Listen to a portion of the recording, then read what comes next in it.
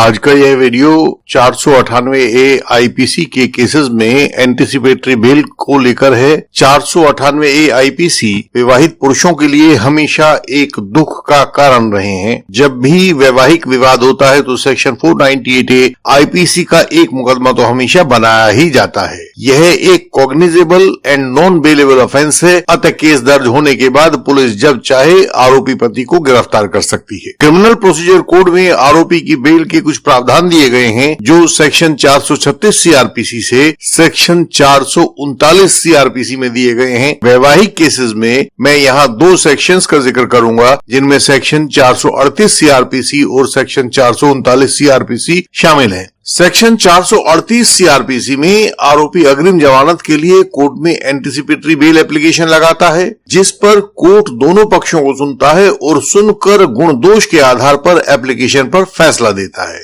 Application मंजूर हो जाए तो इसमें आरोपी को गिरफ्तार नहीं होना पड़ता, बाहर से बाहर ही बेल मिल जाती है। लेकिन यदि एंटीसिपेटरी बेल एप्लीकेशन कोर्ट द्वारा मंजूर नहीं होती तो आरोपी को गिरफ्तार होना पड़ता है तथा गिरफ्तारी के बाद सेक्शन 439 सीआरपीसी में रेगुलर बेल एप्लीकेशन लगानी पड़ती है। इस बेल एप्लीकेशन पर भी जो रेगुलर बेल के लिए लगाई जाती है, इस पर भी कोर्ट फिर से दोनों पक्षों को सुनता है और सुनकर गुण दोष के आधार पर एप्लीकेशन पर फैसला देता है। यदि यह एप्लीकेशन मंजूर हो जाए तो आरोपी जेल से बाहर आ जाता है। सेक्शन 498A आईपीसी के मामलों में आमतौर से सेक्शन 406 आईपीसी भी जुड़ा होता है, जिसका मतलब है कि आरोपी ने प्रोसिक्यूट्रिक्स के साथ अमानत में खयानत की है, उसके स्त्रीधन को गलत मंशा से हड़प लिया है, मिस एप्रोप्रिएट कर लिया है। आप जानते ही होंगे कि किसी महिला का स्त्रीधन वह सब धन होता है जो उसे मैके से, ससुराल से या किसी अन्य जानकार से व्यक्तिगत उपहार के रूप में प्राप्त होता है। आमतौर से महिला का आरोप होता है कि आरोपी पति ने स्त्रीधन को गलत तरीके से अपने पास रख लिया है,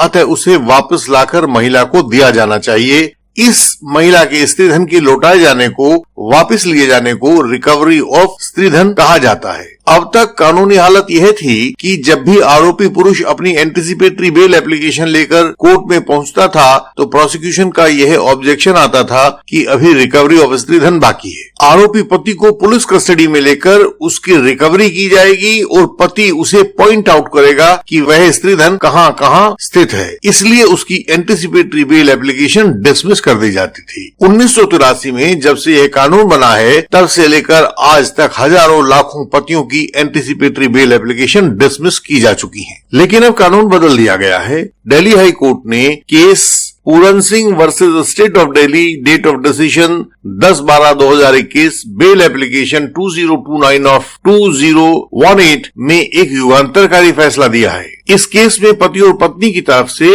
परस्पर एक दूसरे के खिलाफ केस डाले गए थे। आरोप प्रत्यारोप दोनों तरफ से लगातार किए जा रहे थे। पत्नी का पिता दिल्ली पुलिस में एक ऑफिसर था, जिसके कारण पति के अनुसार उसे गंभीर संकटों का सामना करना पड़ रहा था।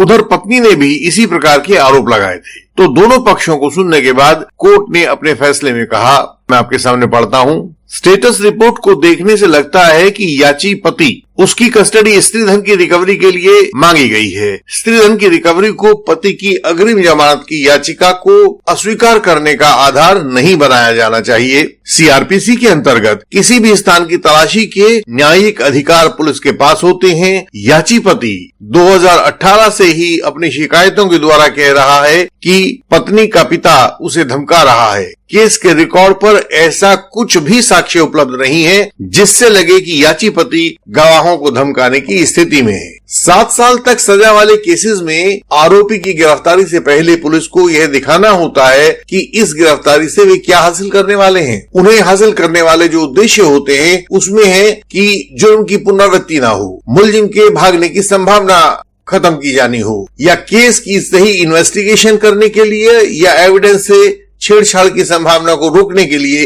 भी बेल एप्लीकेशन को अपोज किया जा सकता है। ऐसा उन परिस्थितियों में भी किया जा सकता है जिसमें आरोपी बिना गिरफ्तारी के कोर्ट के सामने ना लाया जा सके या वह बिना गिरफ्तारी के कुछ भी बताने को तैयार ना हो। इस केस में ऐसा कुछ भी रिकॉर्ड पर नहीं रखा गया है जिससे लगे कि याची पति के द्वारा ऐसा कुछ किया जाने का अंदेशा है। इसलिए केवल रिकवरी ऑफ स्त्रीधन के नाम पर आरोपी की अग्रिम जमानत याचिका मना नहीं की जा सकती है। दिल्ली हाईकोर्ट का यह फैसला बड़ा युगांतरकारी है। इसने बहुत सारे पुराने कानूनों को बदल दिया है और जिन पतियों के खिलाफ झूठे 498A IPC, read with section 406 IPC के केसेस बनाए जा रहे थे, उन्हें इससे बड़ी राहत मिलने वाली है। आप भी यदि किसी कानूनी मुश्किल को महसूस कर रहे हैं तो हमसे संपर्क का तरीका सामने स्क्रीन पर दिया गया है।